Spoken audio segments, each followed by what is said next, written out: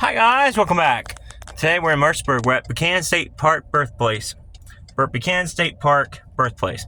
We did a video here about the president, and I just found out from, I love these guys. Shout out to the Mercersburg Journal. They do awesome work, and they always have a little article about their local history. That's actually how we found out about their town. Found out about the bucket was the Mercersburg Journal.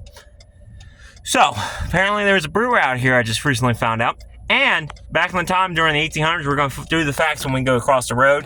And if it stops raining, we will get out. I'm breaking the law here a little bit, but this is kind of a dead road. I never noticed these before pulling in the park. So according to Google, the main warehouse was right there where 16 is, where the camper's going. That's US 16. I'm thinking this might have been the original trail through the mountains. This trail that goes through, because it goes right past James Buchanan's birthplace, which was a mill, I believe, and a tavern. So that makes sense. And these concrete footers, because the brewery shut down like in the 1900s. I think it survived the Great Depression. Can't exactly remember. We'll read all about the article in here. But this looks like footers, possibly for the brewer. And if you look right there, it could be, and Google could be right in this instance, the main house was on, the main warehouse was across 16. But you see these footers, and if it stops raining, I'm kind of mad about the rain, mad about work, because I had to work the nice weekend, and, well, whatever. Now it's raining next weekend, so here's my little video for you guys. You can see the footers. We might get out, go across the street, play squash chicken. I ain't going to cross the creek, though, and this is why I believe this could be the brew shop right here. We'll get into Great Cove Brewery, I think they call it, because there's even a creek down here where they could get the water source. So we're going to go park across the road here at this house across the way we did a video on. I think this might even be part of it, because they talked about whiskey barrels in that house too. We're going to go across there. So hang on while I go pull this thing in park and park it. Alrighty guys, rain might stop now, but let's get this quickly through and hope the heck it holds so I can play squash chicken across the main road that comes down the mountain for history. Anyways, let's get into the article. And they do show you some pretty cool pictures. I love the Mercersburg Journal. I love these guys. So, these guys are awesome. A view of Cove Gap during the Unger Distillery complex. Nestled at the base of the mountain where A.J. Unger developed operations in 1879, and where the business would continue under his son until it was forced closure in 1917. So, the footers could be from 1900s. Not really sure when concrete became popular. A closer look at the Unger Distillery. So I think this is the main warehouse. Was sitting on 16 somewhere. A closer look at the Unger Distillery grounds complex with stacked cordwood for the stills and horse-drawn wagon that would have hauled barrels of rye whiskey to market across Franklin County and beyond. So now let's read into this. We're just going to read the whole article because it's not that big of an article. Looking back, Unger Distillery by Mark Wilmouth. In the early years of the United States, whiskey was a popular drink in large part due to the fact that it did not have to be imported. Wine was made from starch, sugar corn, and molasses shipped from British-controlled islands in the Caribbean during the Revolutionary War. The British cut off the molasses and rum, which meant that domestic whiskey became a wartime substance. A new Scottish-Irish immigrant who were used to drinking whiskey, too, took to American whiskey readily. Whiskey generated so much income that when the new nation struggled from the debt of the war, Treasury Secretary Alexander Hamilton proposed a tax on domestic liquor as a way to pay off the debt. The small farmers and distillers were not about to share their hard-earned money with the government, so they rose up against tax collection in what is known as a Whiskey Rebellion. In 1802, President Thomas Jefferson eliminated the unpopular tax on whiskey, which gave the whiskey industry a new, renewed boost.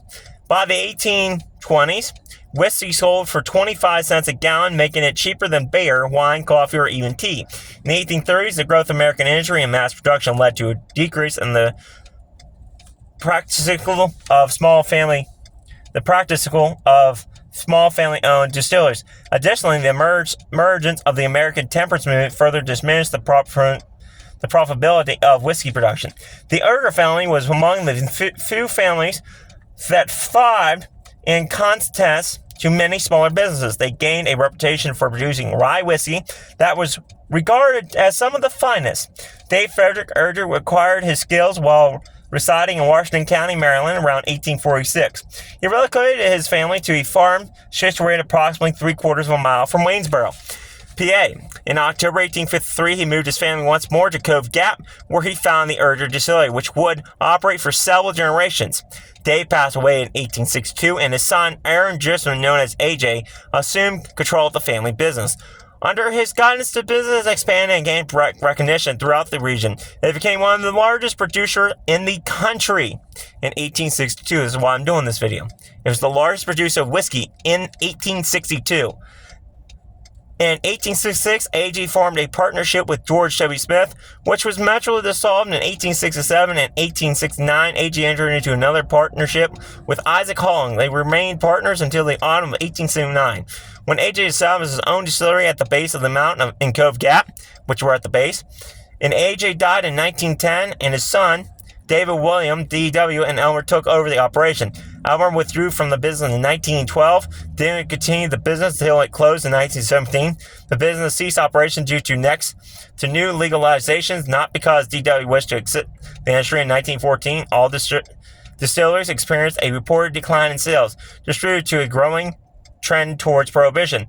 The destruct of Germans and Americans during World War I negatively impacted the sales of major beer brands like Pabst, Saltz, Blitz, and Miller, as they were owned by individuals of German descent. During the war, Europe forced a shortage of food production, and the United States compensated for this gap.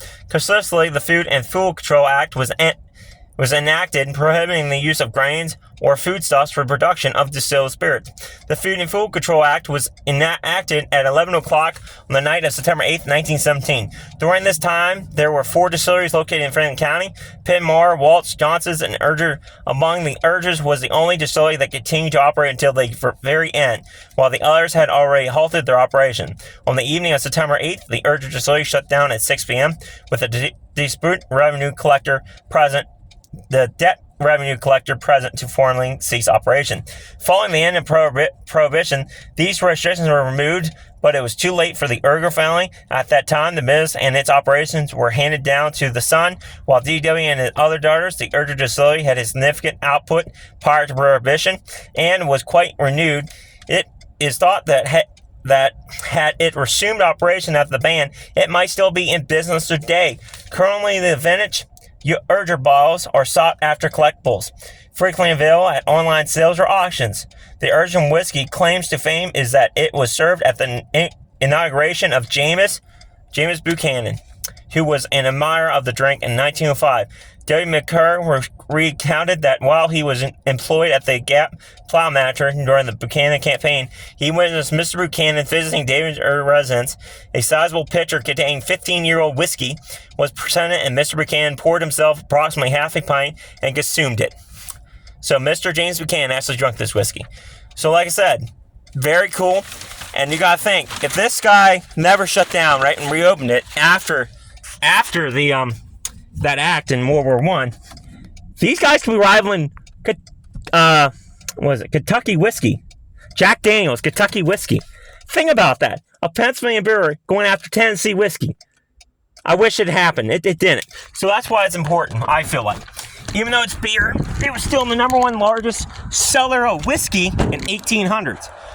That's just cool. I hope these folks don't mind, but I'm now going to go play squash chicken. Hopefully I end up on an 18 F Wheeler's front grill as a fancy hood ornament. I hope I'm not trespassing. Woohoo! Yep. So here's some more of the footers. And look, that's stone. And look, here's 16. Right up against. This wasn't done by the highway. So these could be vats for the whiskey distillery. This thing's massive. Once you get down here, it's massive. And look, over there's another part of 1800 stonework. So what we're standing on could be from 1917 or 1900s when they built it.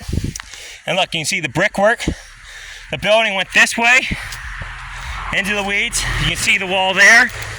And look, it went underneath 16. So this house we've done a video on before. I'm wondering if that was part of the distillery or the house of the Urgers. And as you can hear in the background, there's a water source. Because if you remember that video, which I suggest go watch it, we did a little history video on it. We couldn't do ghost hunting though. They had whiskey barrels in the small house.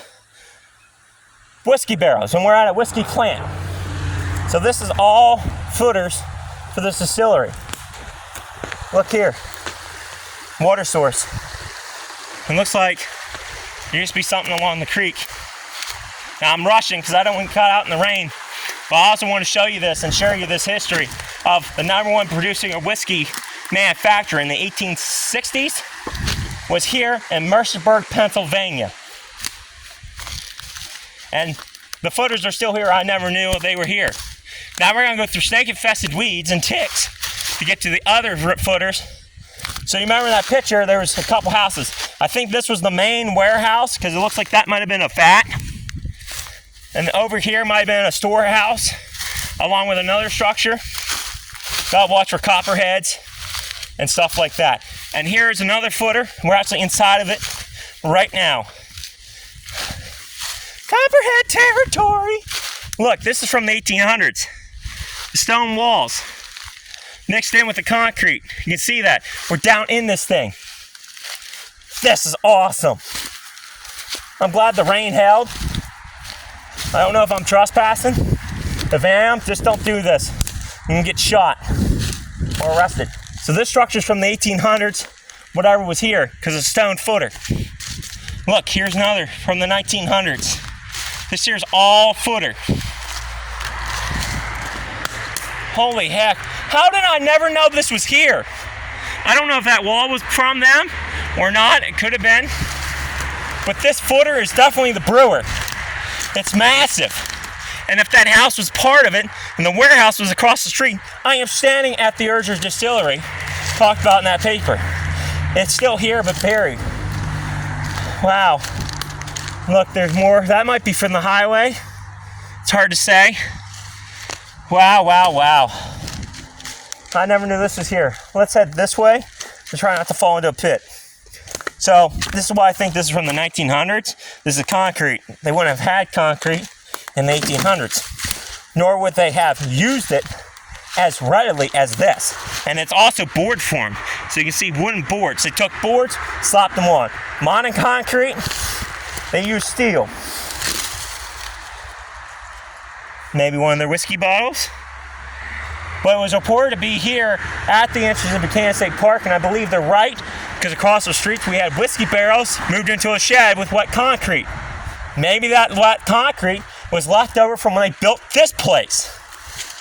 And look here, stonework on top of the concrete. Wow.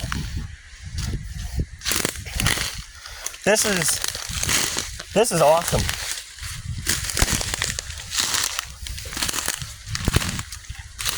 And right here is their water source for the whiskey, easily. And it even looks like they had a trough. You see this? They might have had pipes running into this place. And they might have had a dam out going across this creek to keep the water up. But this water would have been a fine source to make whiskey out of.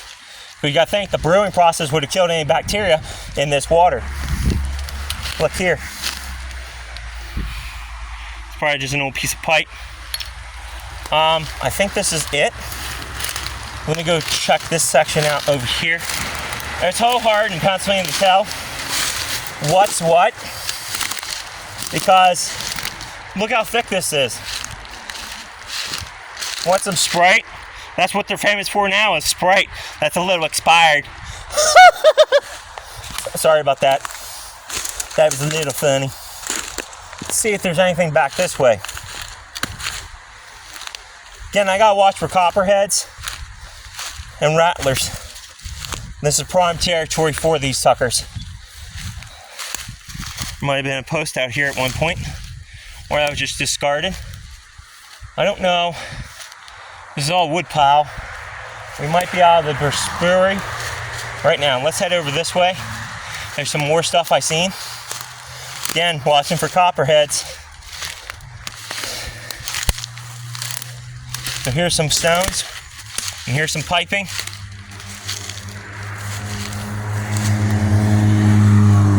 here. And look, piece of pipe going to this pit. So what the heck is this pit for? I ain't a brewer. That looks like that might have been put in for the highway to stop this from corroding. But you can see the valves and stuff. So, was the brew house over there? It might have been. Let me walk back through here. So I think the brew house might have been across the way here in the open yard, and that house might have been the Ungers. I don't have reports of that house being part of it. It's just weird that we have a known whiskey distiller across from a street where there was whiskey barrels put into a house with wet concrete.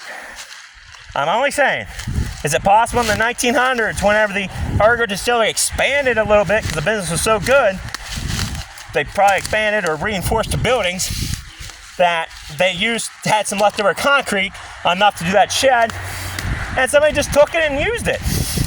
And then didn't realize it was wet and put a heavy casket of whiskey on it. But as I was saying, we were sitting over there, and there's a creek here. I didn't feel like going across. That's why we had to do it this way.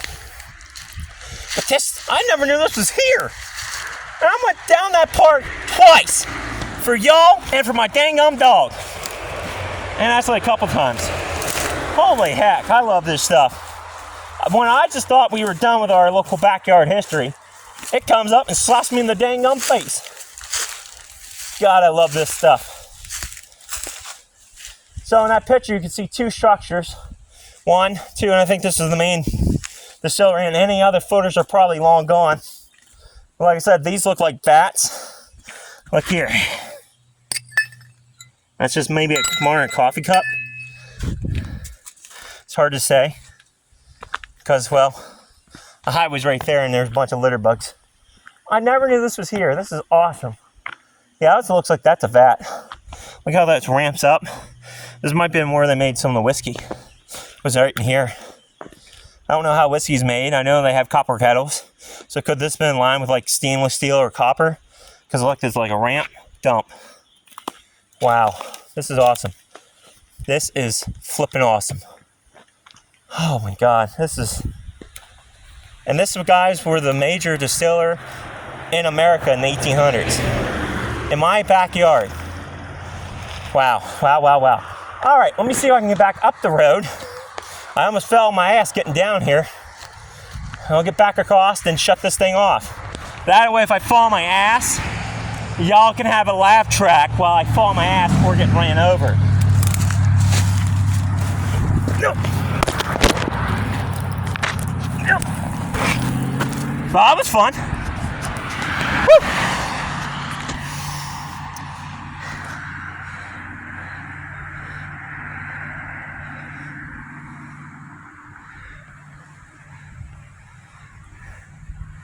Yeah, I was taking some pictures. All right. Hey, look, here's a semi who wants a Sasquatch for a hood ornament. Hopefully not. Thank you.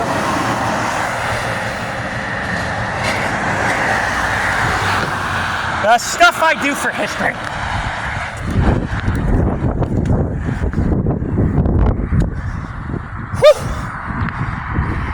So I think part of the distillery was over here. And there's that little shack that the barrels were put into. So we're going to get out of here. I don't want to poke around these guys' land. It's already been up and parked here because there's nowhere else to park. So there could be some parts of the brewery over here. Hell, there could even be another water source. But I don't know. But like I said, we did this house in our last video. So go check that out. I can't remember the name. Anyways, before the rain comes down and swamps me, stay curious, stay adventurous.